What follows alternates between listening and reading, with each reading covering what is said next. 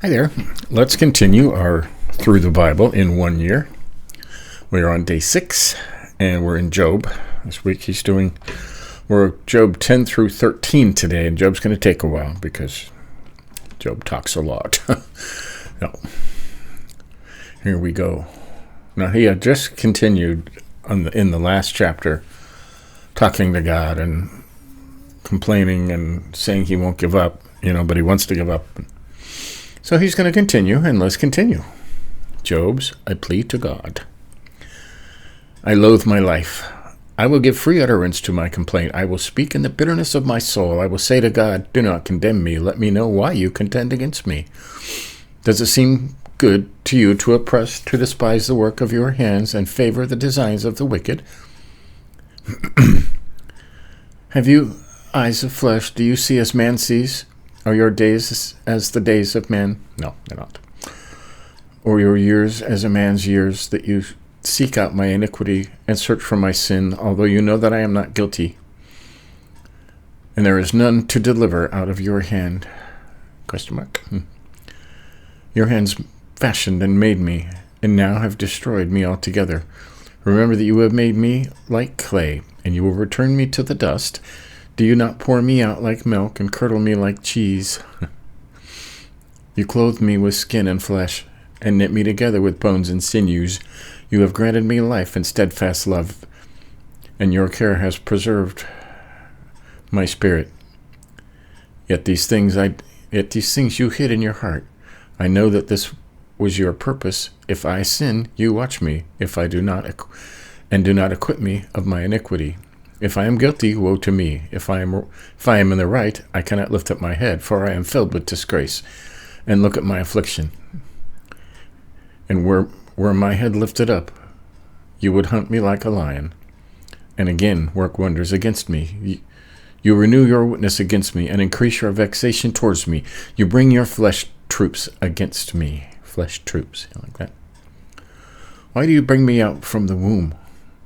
Would that I had died before any eye had seen me, as were as though I had not been carried from the womb to the grave. Are not my days few? Then cease and leave me alone, that I may find a little cheer before I go, and I shall not return to the land of darkness and deep shadow, the land of gloom, like thick darkness, like deep shadow, without any order, where light is as thick darkness. Wow. He's pretty depressed. Huh? Okay, now Zophar's going to speak. Another one of his friends. Right? Then Zophar, the Naamathite, answered and said, should a multitude of words go unanswered, and a man full of talk be judged right?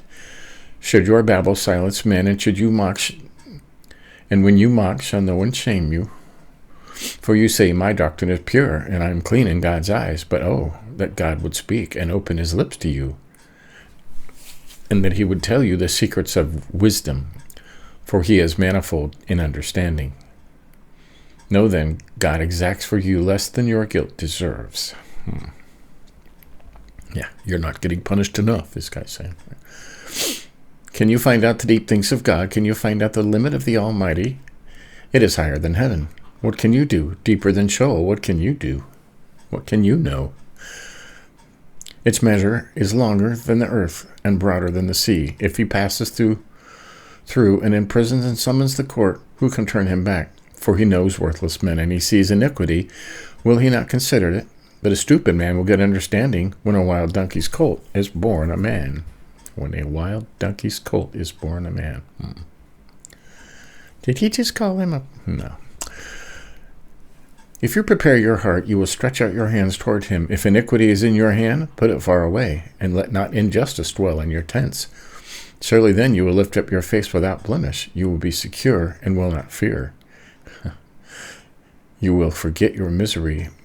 You will remember it as waters that have passed away, and your life will be brighter than the noonday. Its darkness will be like the morning, and you will feel secure because there is hope.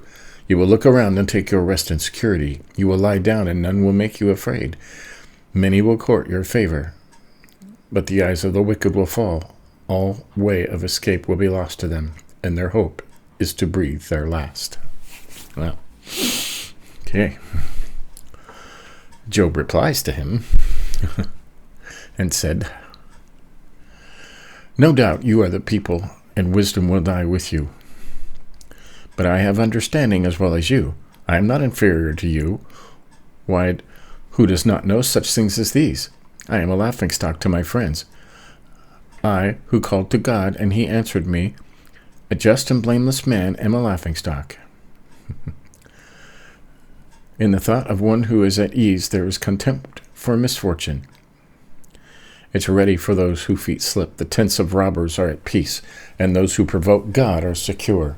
Who bring their God in their hand. Who bring their God in their hand. But ask the beast, and they will teach you, the birds of the heavens, and they will tell you, or the bushes of the earth, and they will teach you, and the fish of the sea will declare to you. Who among all these does not know that the hand of the Lord has done this? In his hand is the life of every living thing, and the breath of all mankind. Does not the ear test words, and the palate taste food? Wisdom is with the aged, and understanding in the length of days. With God are wisdom and might. He has counsel and understanding. If he tears down, none can rebuild. If he shuts a man in, none can open. If he withholds the waters, they dry up. If he sends them out, they overwhelm the land. With him are strength and sound wisdom. They deceived, and the deceiver are his. He leads counselors away, stripped, and judges make fools. He makes fools. He looses the bonds of kings, and binds waistcloth on their hips. He leads priests away stripped, and overthrows the mighty. He deprives speech of those who are trusted, and takes away the discernment of the elders. He pours contempt on princes, and loosens the belt of the strong. He uncovers the deep out of the darkness, and brings deep darkness to light. He makes nations great, and he destroys them. He enlarges nations, and he leads them away. He takes away understanding from the chiefs of the people of the earth, and makes them wander in a trackless waste. They grope in the dark without light, and he makes them stagger like a drunken man. Job continues, "Behold, my eye has seen all this, and my ear has heard and understood it. What you know, I also know. I am not inferior to you, but I would speak to the Almighty and desire to argue my case with God. As for you, you whitewash with lies. Worthless physicians are you all. Well, oh, that you would keep silent, and it would be your wisdom. Hear now my argument, and listen to my pleadings from my lips. Will you speak falsely for God, and speak deceitfully for him? Will you show partiality towards him? Will you plead the case for God?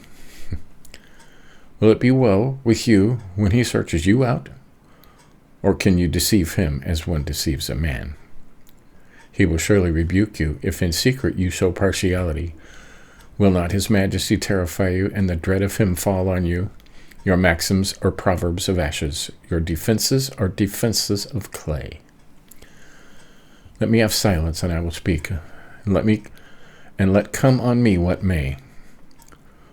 Why should I take my flesh in my teeth and put my life in my hand?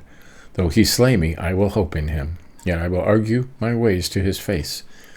This will be my salvation, that the godless shall not come before him. Keep listening to my words, and let my declaration be in your ears. Behold, I have prepared my case. I know that I shall be in the right. Who is there who will contend with me? For then I would be silent and die. Only grant me two things. Then I will not hide myself from your face. Withdraw your hand far from me, and let not dread of you terrify me. Well. Then call, and I will answer, or let me speak, and you reply to me. How many are my iniquities and my sins? Make me know my transgression and my sin. Why do you hide your face and count me as your enemy? Will you frighten a driven leaf and pursue dry chaff? For you write better things against me, and make me inherit the iniquities of my youth. You put my feet in stocks and watch all my paths. You set a limit for the soles of my feet. Man wastes away like a rotten thing, like a garment that is moth-eaten. Well, so that's 10 through 13. 4 chapters, and he's talking. I mean, he has no hope, but then he has hope, and no hope, and then he has hope. But in all this, he will not curse God. Okay? He never curses God. So, and this will go on and on. let's see, 7. Tomorrow is 14 through 16. And Monday will be 17 through 20. And let's jump over to Thursday the 11th. We're still in there on Thursday. Wow. So, yes, we're gonna be here for a good while. And we know how it ends, but we want to read the whole Bible all the way through and not miss anything. So, let's not miss anything, shall we? That is day 6. And we'll continue with this until it's done at the very end of the year. I imagine it'll may end in Revelations, it may not. But because this is in chronological order, in order in which these stories actually occurred. So, that's it. Have a good weekend. See you tomorrow.